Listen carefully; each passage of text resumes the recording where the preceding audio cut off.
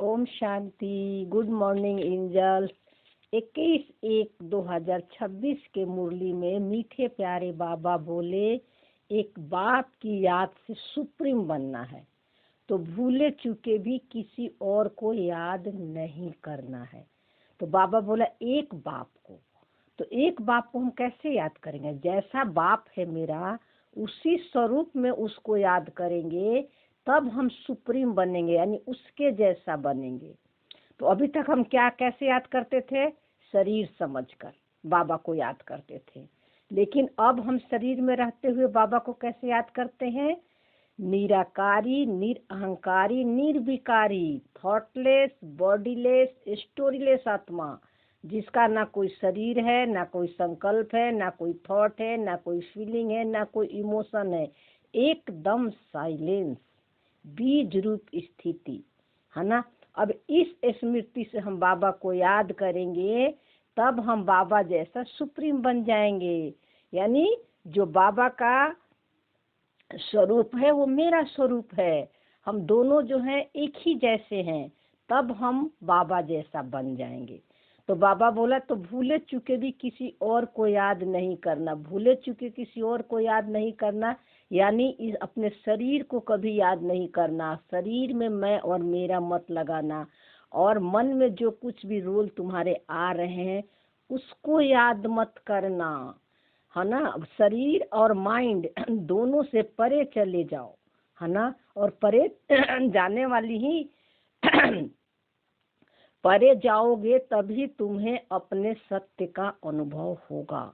जितना जितना आप साइलेंस में रहोगे, जितना जितना आप डिटैच रहोगे ड्रामा के स्क्रिप्टेड रोल से और अपने शरीर से, तो उतनी उतनी आप सुप्रीम बनते जाओगे, यानी बाप समान बन जाओगे। इसलिए बाबा कहता भूले चुके जो माया का जो रावण है, माया और रावण का जो संकल्प आएंगे उसको कभी याद मत करना, यानी उसमें मैं और मेरा नहीं लगाना। वो तो आएंगे ही, ये आपको अटेंशन अब रखना है। फिर प्रश्न में बाबा बोला, बाप से कौन सी उम्मीद नर कृपा मांगने के बजाय अपनी मेहनत करनी है। तो देखो बाबा क्या बोला कि कृपा मांगने के बजाय अपनी मेहनत करनी है। तो देखते हैं बाबा क्या बोलते हैं उत्तर में। पुराने शरीर का कोई भी कर्म भोग देवाला निकाले या बीमार हुए तो बाप कहेंगे ये तो तुम्हारा अपना हिसाब किताब है। यह उम्मीद न रखो कि इसमें बाबा कोई कृपा करे। देखो बाबा एकदम क्लियर बोल रहा है, बाबा शरीर का डॉक्टर नहीं है, आत्मा का डॉक्टर है ना। और आत्मा की क्या बीमारी है? आत्मा जो शरीर और रोल को मैं और मेरा लगा दी है। तो बाबा आत्मा को इस बीमारी से मुक्त करने के लिए आया हुआ है, इस बीमारी से मुक्त करने के लिए ज्ञान दे रहा है। बाबा शरीरों को ठीक करने के लिए ज्ञान नहीं दे रहा है ना। तो कल मेडिटेशन वाली कमेंट्री अपलोड किए थे ना कि अपने आप कैसे आपको कृपा और आशीर्वाद की जरूरत नहीं पड़ेगी जब आप बाबा जैसे यानी साइलेंस में टिक जाओगे, है ना। तब आप खुद ही कृपा आशीर्वाद बन गए हो, अपने लिए भी और सभी के लिए भी, है ना। तो जैसे कोई भी बीमार पड़ता है, धोतरे पोतरे बच्चे, तो एकदम से क्या करे बाबा, क्या करे, कैसे सकाश दे, नहीं, ये मत करो।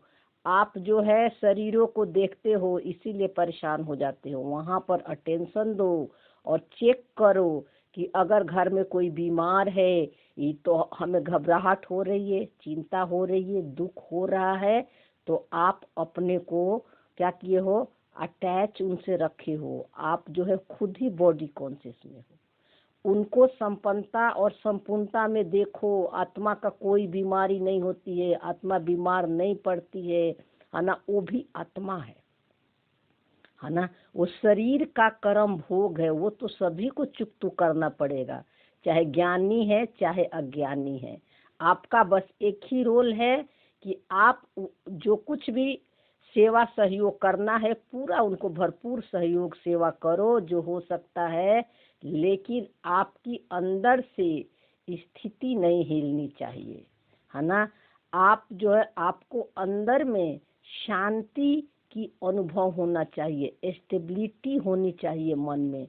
लेकिन मन घबराएगा, चिंता करेगा, है ना, आप उसको साक्षी होकर देखो और बाबा को दे दो। बोलो बाबा ये देखो रावण का संस्कार है, मेरा ये नहीं है ना। ये बार बार आपकी सत्य लाइट करेगी। अगर आप अटैच हो गए, दुख ले रहे हो किसी के बीमारी से तो, है ना, तब सामने वाले को भी पावर मिलेगी, शक्ति मिलेगी, है ना। आपके मन के अंदर जो है हलचल नहीं है, उनको देखकर तब उनका भी सत्य जागृत होगा। ये है ना, किसी को भी कितने भी शरीर को सकाश दो, आप उसको और दुखों में ढकेल रहे हो, उसका और कर्म बंधन बना रहे हो, क्योंकि आप शरीर को सकाश दे रहे हो और आपका भी बंधन बन रहा है। तो इसीलिए बाबा आज क्लियर कर दिया कि इसमें बाबा कोई कृपा नहीं करेगा। तो जब बाबा नहीं कृपा करेगा तो क्या आप कर सकते हो? नहीं कर सकते हम किसी पर कृपा से। बात कर्म भोग सबको भुगतना ही पड़ता है, हिसाब किताब चुकतू करना ही पड़ता है। और वो शरीर व्यक्ति परिस्थितियों के द्वारा होगा, उससे कोई मुक्त नहीं हो सकता। तो बाबा कहते हैं अपनी मेहनत कर, योग बल से काम लो, याद से आयु बढ़ेगी, कर्म भोग चुकतू होगा। बाबा कहते हैं कि अपनी मेहनत योग बल से, यानी याद से बार बार याद दिखाओ। योग बल आपकी शक्ति देती है। आपको याद है कि हम रोल नहीं सोल हैं, और सोल को कोई बीमारी नहीं होती है ना। और सोल जो है वो शरीर के ये बीमारी है, और शरीर से हम भी अलग हैं और सामने वाला भी अलग है ना। तो दुख दर्द है, उसको इलाज कराओ, सेवा करो, लेकिन ये उम्मीद मत रखो कि हमारे जो है उसको सकाश देने से वो ठीक हो जाएगा। ये स्मृति मत रखो। उनको आत्मा देखो, संपन्न और संपूर्णता में देखो, है ना। आत्मा को कोई बीमारी नहीं होती है। तो याद से आयु बढ़ेगी, यानी आपको पता है कि आत्मा न जन्म लेती है न मरती है ना। आत्मा को जन्म और मरण में दोनों एक ही अनुभव होता है। उसको नहीं पता कि हम जन्म लिए कि मर गए। जन्म मरण में आत्मा आती ही नहीं है, ठीक है ना। ये बॉडी चेंज होता है, संस्कार बदलते हैं, अनुभव बदलते हैं, अलग अलग ड्रेस पहनती है आत्मा खेल खेलने के लिए। आत्मा वही की वही रहती है ना। इसलिए बाबा कहते हैं याद से आयु बढ़ी, क्योंकि आपको पता चल गया कि मैं तो मरती नहीं हूँ, समय से निकल गए हो, है ना। तो इसलिए बाबा इसको कहता है कि तुम्हारी आयु बढ़ेगी, कर्म भोग चुकतू होगा। कर्म भोग चुकतू यानी अपने रोल से, बीमारी से डिटैच हो, तो आपका चुकतू हो रहा है, उसमें मैं और मेरा नहीं लगा रहे हो।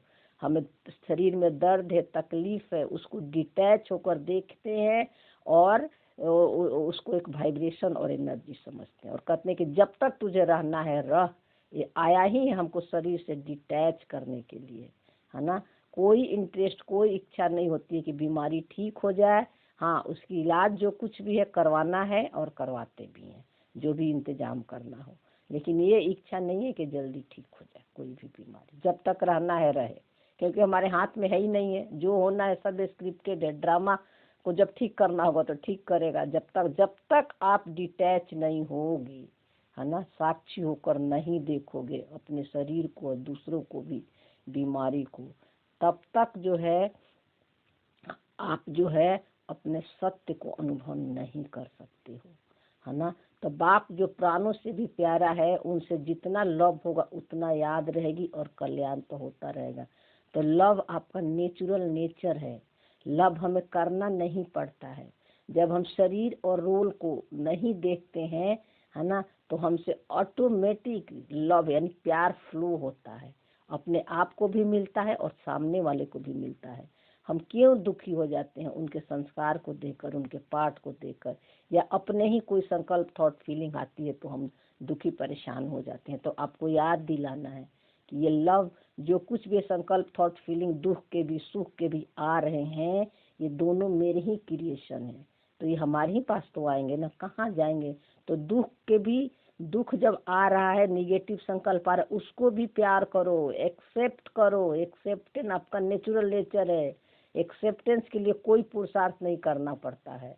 उसको एक्सेप्ट करो कि जो हो रहा है सो अच्छा हो रहा है, जो होगा वो भी अच्छा होगा, है ना। ये है लव करना, तब आपका कल्याण होगा। ये नहीं कि कोई प्रॉब्लम परेशानी आई तो कब ठीक होगा, कब जाएगा, है ना। ये पछताप और दुख मत लेना, तब उस अकल्याण में भी अकल्याण समाया हुआ है। ओम शांति। बेहद का बाप बैठ बच्चों को समझाते हैं, मीठे बच्चे अपने को आत्मा समझ मुझे बाप को याद करो और अपने घर को याद करो। तो अपने को आत्मा समझ यानी साइलेंस में बैठकर, है ना, बैठ जाओ और जो है बार बार अपने को याद दिलाओ कि मैं थॉटलेस, बॉडीलेस, स्टोरीलेस आत्मा हूँ। मेरा कोई संकल्प, थॉट, फीलिंग नहीं है। ये सब जो आ रहे हैं ये रोल का है, मेरा नहीं है, स्क्रिप्टेड ड्रामा है। तो आप साइलेंस में हो तो आप अपने घर में ही हो। साइलेंस ही आपका घर है, क्योंकि आप जो है मन के हलचल से बाहर निकल गए हो, रोल के मन से बाहर निकल गए, तो आप अपने घर में हो। कोई भी किसी में मैं और मेरा नहीं लगा रहे हो। तो बाबा ने बोला उनको कहा जाता है टावर ऑफ साइलेंस। कि टावर क्या होता है, सबसे हायर होता है, उसको कोई भी टच नहीं कर सकता है। तो आप पूरा ड्रामा से बाहर निकल गए हो, है ना, सृष्टि चक्र से परे चले गए हो, साइलेंस में, जहाँ कोई शब्द नहीं है, कोई आवाज नहीं, कोई संकल्प नहीं, कोई थॉट नहीं, कोई फीलिंग नहीं, कोई इमोशन नहीं, उसको कोई टच नहीं कर सकता। आकाश हो गए हो। तो बाबा बोला टावर ऑफ सुख, टावर बहुत ऊंचा होता है, तुम वहां जाने के लिए पुरुषार्थ कर रहे हो। ऊंच से ऊंच टावर ऑफ साइलेंस में तुम कैसे जा सकते हो, ये भी टावर में रहने वाला बाप बैठ सिखलाते हैं। बाबा कहता है कि तुम अपने को आत्मा समझकर ऊपर जाने के लिए, टावर ऑफ साइलेंस में जाने के लिए पुरुषार्थ कर रहे हो। और बाबा ने हमें समझ दे दिया कि साइलेंस तुम्हारी नेचर है ना। तुम साइलेंस में बैठे हो और जो है शरीर के, रोल के जो भी धर्म है उसको मैं और मेरा नहीं लगा रहे हो, तो तुम टावर ऑफ सकाश बन गए हो, है ना। सारे बंधनों, सारे रियल क्या बोलते हैं लेयर जो छोड़ दो, शरीर का जो भी धर्म है ना, उस सबको छोड़ना पड़ता है। जब तक नष्टो मोहा नहीं बनोगे तब तक जो है टावर ऑफ सकाश आप नहीं बन सकते, है ना। इसलिए सबको छोड़ दो, जहाँ जहाँ मैपन है, अटैचमेंट है ना, चेक करो सारा दिन बैठकर कि कहाँ कहाँ हमारी अटैचमेंट है ना। और उसको आपका सत्य दिखाएगा। साइलेंस में बैठोगे तो किसी से बात भी करोगे, कुछ कर्म भी करोगे, तो अंदर अंदर सत्य हमारा दिखाता है कि देख अभी ये तेरे में कमी है, यहाँ है तेरे अटैचमेंट है ना। तो ये बहुत सूक्ष्म बातें होती है, आप अपने अंदर में आपको खुद ही चेक करना पड़ेगा, है ना। तो वही बाबा कहते हैं कि बाबा तुमको सिखलाता है टावर ऑफ सकाश बनने के लिए, माने बाबा हमें बता दिया कि तुम साइलेंस हो, है ना। जैसे मैं साइलेंस हूँ तुम भी साइलेंस हो। परम धाम में इसी चित्र क्यों दिखाया हुआ है कि जैसे बाबा साइलेंस हो, उससे हम भी, वहाँ कोई आवाज नहीं है, कोई संकल्प नहीं, सिर्फ आई एम, मैं हूँ, ये भी एहसास नहीं है ना। साइलेंस में ये भी शब्द नहीं है। वो तो रोल प्ले करने, जब आत्मा आती है सतयुग में करती है, तब उसको एहसास होता है कि आई एम हूँ। और परम धाम में ये भी नहीं है, डेड साइलेंस है, कोमा अवस्था है ना। तो इसलिए बाबा कहता है कि ये मैं तुम्हें सिखाता हूँ कि साइलेंस क्या है। तो बाबा बोला बच्चे अपने को आत्मा समझो, हम आत्मा शांति धाम के निवासी हैं। देखो बाबा बोला, तो शांति धाम के निवासी यानी इसका मतलब ये नहीं कि हम परम धाम में जाके वहाँ शांति का अनुभव करेंगे। आप जहाँ पर हो, साइलेंस में बैठे हो, आप शांति धाम नहीं हो। रोल से डिटैच हो तो आप शांति धाम नहीं हो, क्योंकि शांति आपका नेचुरल नेचर है ना। आत्मा हमेशा साइलेंस ही रहती है, ठीक है ना।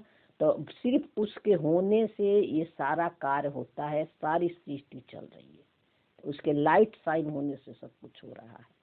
तो बाबा बोला वो है बाप का घर, ये चलते फिरते टेप यानी आदत डालनी है। देखो बाबा बोल रहा है ना, चलते फिरते यानी अपने को आदत डालनी है, यानी साइलेंस में रहना है। आपका नेचर है साइलेंस, तो हर समय अपने मन में तो साइलेंस नहीं रहेगा, मन में हलचल रहेगा, उसमें अपने को चेक करो कि अंदर में मन में जो आ रहे हैं हम उसको साक्षियों के देख पा रहे हैं, अलग अनुभव हो रहा है, तो धीरे धीरे आपकी स्मृति पक्की होगी। और शांति धाम, सुख धाम को याद करो। बाप जानते हैं इसमें मेहनत है।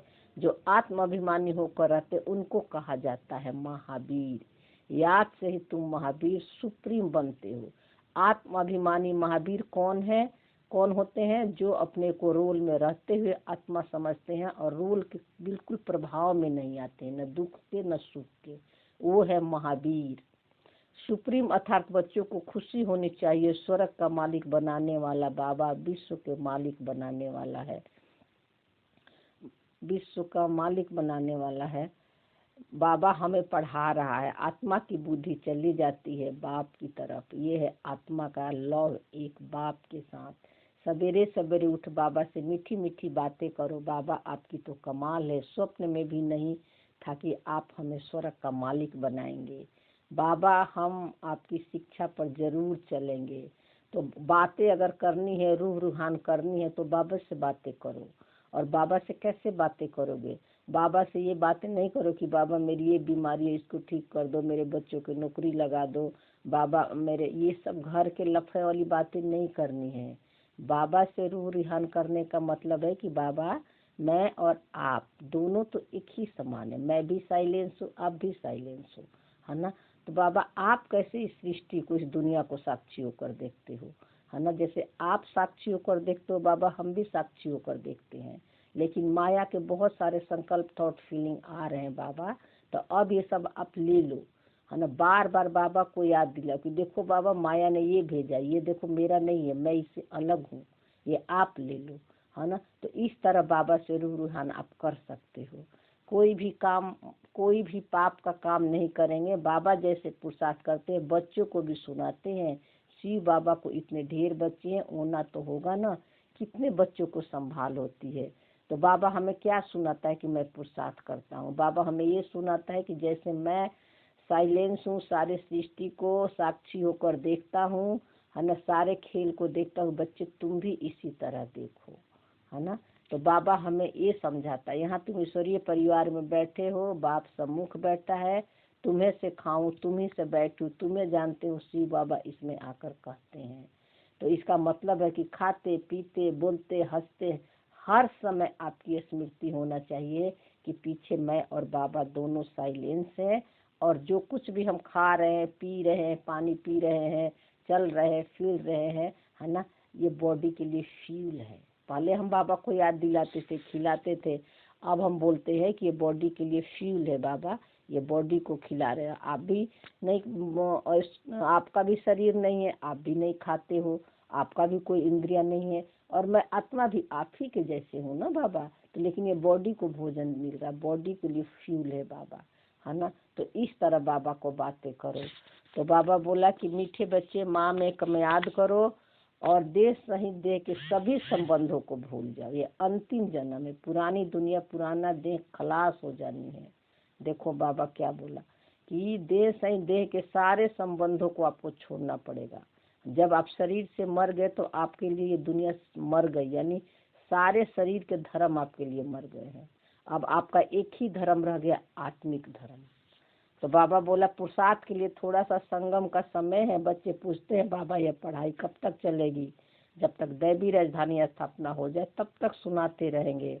बाबा कह रहा है कि पढ़ाई जब तक चलेगी जब तक कि आपकी जो है पूरी तरह 100% सोल कॉन्शियस की स्मृति न बन जाए, यानी टोटली रोल से डिटैच न हो जाए, है ना, तब तक बाबा कह रहा है कि ये पढ़ाई चलेगी। यानी जब तक आपके लिए तो जब तक ये शरीर है तब तक पढ़ाई है। शरीर छूट गया तो हमारे लिए पढ़ाई गौन हो गया, है ना। फिर जिसके अधूरे रह गए हैं, संपूर्णता को नहीं प्राप्त किए हैं, तो नेक्स्ट अनुभव में फिर ये ज्ञान वाली पाठ खुलेगी, है ना। तो सबका अलग अलग है। फिर बाबा बोला कि पुराना शरीर कुछ न कुछ कर्म भोग चलता रहेगा, है ना, इसमें बाबा मदद करे उम्मीद नहीं रखने। देखो बाबा करे कलयुग का शरीर है, 100% स्वस्थ आज किसी का शरीर नहीं है, कुछ ना कुछ इसमें बीमारी लगी रहेगी, है ना। क्योंकि बाबा कह रहे कि सब तुम्हारा हिसाब किताब है। तो जहाँ बीमारियों में मैं और मेरा लगाए हो तो वो सब तो आएंगे ना आपको छुड़ाने के लिए, चुकतू करने के लिए, है ना। फिर बाबा बोला हाँ फिर इस योग से आयु बढ़ेगी, अपनी मेहनत करो, कृपा मांगो नहीं। अपनी मेहनत बाबा इसीलिए कहता है कि अपने को बीमारी से अलग देखो, डिटैच रहो, है ना। तो जब हम बीमारी को भी साक्षी होकर देखते हैं ना, तो बताते हैं कि शरीर में भी ना कुछ न्यूरोटोन की क्या होता है ना, वो उसके वजह से तो आपकी बीमारियां भी बहुत जल्दी ठीक हो जाती है, हीलिंग होने लगती है। जब अपने को अलग देखते हैं बीमारी से, उससे दुख नहीं लेते हैं, उसके प्रभाव में नहीं आते हैं, तो बहुत सारी ऐसी छोटी छोटी बीमारियां हैं जो पता ही नहीं चलता कि कब ठीक हो गया, है ना। इसलिए बाबा कहते हैं अपने आप मेहनत करो, अपने को उससे अलग देखो, उससे बीमारियों में मैं और मेरा मत लगाओ, दुख मत लो, है ना।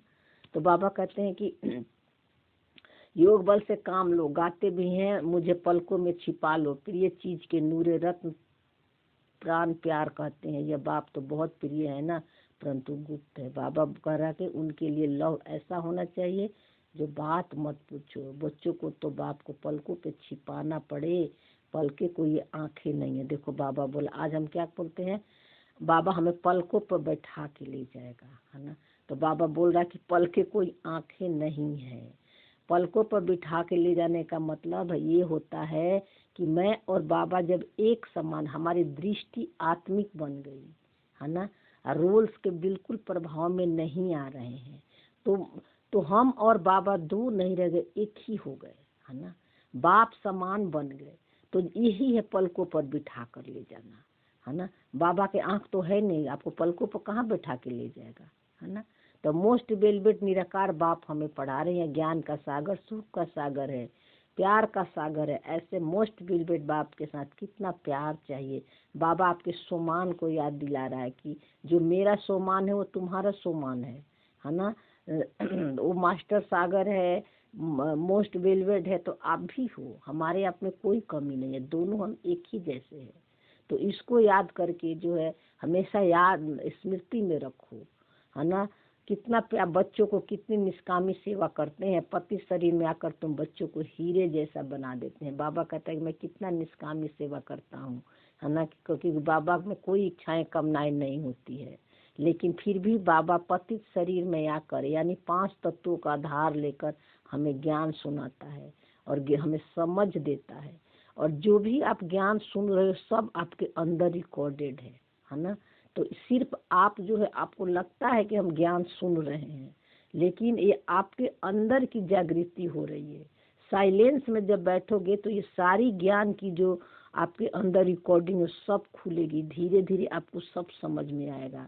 बाबा तो सिर्फ ज्ञान से हमें समझ दे दिया, और समझ देकर बाबा ने 3 पेज का मुरली चलाया, इसलिए चलाता है कि बच्चे जो है इधर उधर मन न भटके, है ना। और ये सारे ज्ञान तेरे अंदर ही कोडेड है, तो कल पहले भी सुनती थी, है ना। सिर्फ बाबा हमें याद दिलाता है, इसलिए बाबा कहता है कि याद में रहो, याद करो, यानी अपने को आत्मा समझकर, है ना, रोल प्ले करो, रोल से डिटैच हो जाओ, है ना। रोल से मैं और मेरा नहीं लगाओ। यही तो बाबा याद, पूरा ज्ञान का निचोड़ तो यही है ना। यही तो बाबा हमें नॉलेज दिया ना कि तुम शरीर नहीं हो, रोल नहीं हो, इससे अपने को अलग देखो, है ना। तो बाबा कहता है कि इसीलिए पति शरीर में आकर तुम्हें समझ देता है, यानी बाबा तीसरा नेत्र खोल देता है। तीसरा नेत्र किसको कहते हैं? इस मन को ही कहते हैं। ये मन जो रोल में फंसा हुआ है, दुख से दुख, सुख से सुख ले रहा है, इसको बाबा जगा देता है ना। इसको समझ देकर इसको याद दिलाता है कि तेरा सत्य स्वरूप क्या है ना, और माया क्या है, ये समझ दे देता है। तो इसीलिए बाबा कहता है कि लेकिन मैं निष्कामी करता हूँ, क्योंकि बाबा ज्ञान सुनाता है तो उससे भी डिटैच रहता है। कितना मीठा बाबा है, तो बच्चों को ऐसा मीठा बनना, कितना निरहंकारी से बाबा तुम बच्चों को सेवा करते हैं, तो तुम बच्चों को भी इतनी सेवा करनी चाहिए। तो हमें बच्चों की इतनी सेवा करनी चाहिए, पहले तो अपनी सेवा करनी है। अपने अंदर जो है संकल्प, थॉट, फीलिंग सब आ रहे हैं, इनकी सेवा करनी है, जहाँ मैं और मेरा लगा कर बैठे हैं, है ना। तो इनको पहले मुक्त करना है, इनसे दुख से दुख, सुख से सुख नहीं लेना है। ये पहले स्वयं की सेवा करनी है, स्वयं की आत्मिक स्मृति पक्की करनी है। तो बाबा बोला श्रीमत पर चलना चाहिए, कहाँ अपनी मत दिखाई तो तकदीर लकीर बन जाएगी। तो ब्राह्मण ईश्वरीय संतान हो, ब्रह्मा की औलाद हो, आपस में दृष्टि आपकी भाई भाई रहनी चाहिए। बाबा कह रहा है कि कहीं भी तू मैं और मेरा लगाया, यानी शरीर और रोल में तूने फंस गया, अपने को शरीर समझ लिया, तो अपने तकदीर पर लकीर लगा लिए, यानी बॉडी कॉन्शियस में आ गए, है ना। इसलिए बाबा कहता है कि हर समय अटेंशन रखो। फिर बाबा बोला कि मीठे बच्चे, तुम जानते हो यह ड्रामा अनादि ड्रामा है, इसमें हार जीत का खेल चलता है। देखो बाबा खुद कह रहा है कि हार और जीत दोनों का खेल है, दुख और सुख दोनों का खेल है है ना। अगर दोनों नहीं रहे तो हम अपने सत्य को अनुभव ही नहीं कर पाते। तो जो होता है वो ठीक है, जो कुछ भी ड्रामा में हो रहा है वो आपके लिए कल्याण ही है, क्योंकि आपको सत्य के तरफ बढ़ाने के लिए ये सब हो रहा है कि कितना आप अपने को सत्य में टिके हो, क्योंकि जब तक पेपर नहीं आएंगे तब तक कैसे पता चलेगा। इसलिए बाबा कहते हैं क्रिएटर को ड्रामा जरूर पसंद होगा, है ना, क्योंकि ड्रामा हमने ही क्रिएट किया है ना। क्योंकि और तो जब हमने क्रिएट किया है, दुख से पहचान बनाया है कि है ना, और सुख से भी सुख भोगा है ना, तो फिर हम वो कहाँ जाएंगे, हमारे ही पास ना आएंगे। अब वो सब आ रहे हैं आपको मैं और मेरापन से मुक्त करने के लिए। इसलिए बाबा कहता है कि तुम भी क्रिएटर हो, ड्रामा तुमने क्रिएट किया है, उसमें मैं और मेरा लगाकर है तो अनादि फिक्स है, लेकिन हमने खेल जैसा नहीं खेला। खेल खेलने के लिए आए थे सृष्टि में, और इसको जो है खेल को ही रियल समझ लिए, संसार को रियल समझ लिए, रोल को रियल समझ लिए, शरीर को रियल समझ लिए, माया को मैं और मेरा लगा दिए। इसलिए बाबा कहता है कि तुम लगा दिए हो तो सब आ रहे हैं तुमसे छुड़ाने के लिए, तो तुमको भी तो पसंद होना चाहिए, है ना। बाबा जैसे ड्रामा, बाबा के अंदर ही से तो सारा ड्रामा का खेल चल रहा है। एक ही मैं से सारे मैं निकले हुए हैं, मन निकले हुए हैं। तो बाबा देखो साक्षी होकर देख रहा है। तो बाबा कहते तो क्रिएटर बच्चों को पसंद होगा, जब तुमने क्रिएट किया तो तुमको पसंद होना चाहिए। इस ड्रामा में बाप एक ही बार बच्चों के पास बच्चों को दिलवा जाने सीखे प्रेम से सेवा करने के लिए आता है। इसीलिए बाबा को एक बार आना पड़ता है ना, बच्चों को इस ड्रामा से अलग करने के लिए। बाबा भी ड्रामा को चेंज नहीं करता है ना। इसीलिए बाबा इतना प्यार करता है, मीठे बच्चे बोलता है, विश्व के सारी आत्माओं से बाबा प्यार करता है, क्योंकि बाबा को पता है कि बच्चे मेरे तो बिल्कुल निर्दोष है, मेरे जैसा उनकी कोई गलती है ही नहीं। लेकिन ड्रामा में ऐसा रोल डाला हुआ है, ऐसा स्क्रिप्ट डाला हुआ है कि विकारों में जाना ही पड़ता है, गलतियां ड्रामा करवा ही लेता है। इसीलिए गॉड को, भगवान को एक बार आकर ये समझ देनी पड़ती है ना, कि तुम इनसे बिल्कुल अलग हो। इसके लिए बाबा हमें आत्मिक ज्ञान देता है, समझ देता है ना, सृष्टि चक्र का नॉलेज देता है। तो बाबा कहता है कि ये मैं एक ही बार आकर करता हूँ, बस यही इतना डिफरेंस है, समझ रहे ना। तो इसको गहराई से इसको समझना, ड्रामा को समझना बहुत जरूरी है। ड्रामा को अच्छी तरह से नहीं समझेंगे है ना, तब जो है हम बार बार फंसते रहेंगे रोल में। फिर मीठे मीठे शकीले दे बच्चों प्रति माता पिता बाप दादा का याद प्यार और गुड मॉर्निंग। रूहानी बाप के रूहानी बच्चों को नमस्ते। हम रूहानी बच्चों के रूहानी बाप दादा को याद प्यार गुड मॉर्निंग और नमस्ते। धारणा के पॉइंट में बाबा ने बोला बाप को बहुत धैर्य, गंभीरता और समझ से याद करनी है। धैर्यता हमारा नेचुरल नेचर है ना, और गंभीरता भी आत्मा का नेचुरल नेचर है ना। तो बाबा कहते इसलिए बाबा को समझ से याद करनी है। माया जो है ऐसे ऐसे रोल में लाएगी, संकल्प थॉट फीलिंग की आपकी धैर्यता के सीट से आपको हटाएगी, है ना। कि हम हट जाते हैं ना, व्यर्थ जब चलते हैं तो हम क्या करते हैं, परेशान हो जाते हैं, उसको हटाते हैं, मिटाते हैं, दुखी हो जाते हैं। तो बाबा कहता है कि वहाँ धैर्य रखो। और धैर्य आप कैसे रखोगे ना, जब तक रहना है उस संकल्प को, जितना रहना, बस आप साक्षी होकर देखो, अपनी साइलेंस के सीट मत देखो, है ना। और इस समझ से याद करो कि धैर्यता मेरी नेचर है ना। रोल में कुछ आ भी गया, कुछ कर्म में गलतियां भी हो गई, तो एक सेकंड में अपने को बैक कर लो, है ना, कि ये मेरा नहीं था, ये स्क्रिप्टेड ड्रामा था, है ना। तो ये बाबा कहते इस समझ से याद करो, तब तुम्हारे में धैर्यता और गंभीरता का गुण आएगी, है ना। यानी केयरफुली रहो, केयरलेसनेस मत बनो। याद एक्यूरेट हो तो बाप को करेंट मिलेगी। तो याद एक्यूरेट कैसे होगा, बाबा जो है जैसा है उस रूप में बाबा को हम याद करेंगे, तब बाबा के करेंट मिलेगी। करेंट यानी आपको अपना ही सत्य का अनुभव होगा, आपकी शक्ति बढ़ेगी, है ना। और एक्यूरेट याद यही है कि जैसे बाबा साक्षी होकर देख रहा है संसार के खेल को, तो आप भी अपने रोल को साक्षी होकर देखो, है ना। तो आप उसके इफेक्ट में नहीं आओगे, करेंट मतलब उसके प्रभाव में नहीं आओगे। आयु बढ़ेगी और हेल्दी बन जाएंगे। क्योंकि आयु बार बार आज बाबा इसलिए बोल रहा है कि शरीर जो है, तुम आयु बढ़ेगी और हेल्दी बन जाएगी, यानी तुम सोल कॉन्शियस बन जाओगे, है ना। और सोल कॉन्शियस में क्या होता है कि शरीर भी सत्व प्रधान होता है ना। तो तुम हेल्दी शरीर बीमारी नहीं होते, क्योंकि वह शरीर का भान ही नहीं रहता है, शरीर से अटैचमेंट ही नहीं रहती है। यहाँ शरीर इसलिए बीमार है, इसलिए इतना केयर करना पड़ता है कि शरीर को मैं समझ लिए हैं, है ना। तो बाबा कहता है कि सही एक्यूरेट याद करो तो आयु बढ़ेगी, यानी जन्म मरण के भय से डिटैच, है ना। क्योंकि मैं मरती नहीं हूँ, तो आत्मा की तो है ही आयु लंबी। आत्मा न मरती है, न जन्म लेती है, आत्मा तो सदा है, निरंतर है, न चेंज होती है ना। तो आप हेल्दी बन जाएंगे, यानी स्वस्थ बन जाएंगे।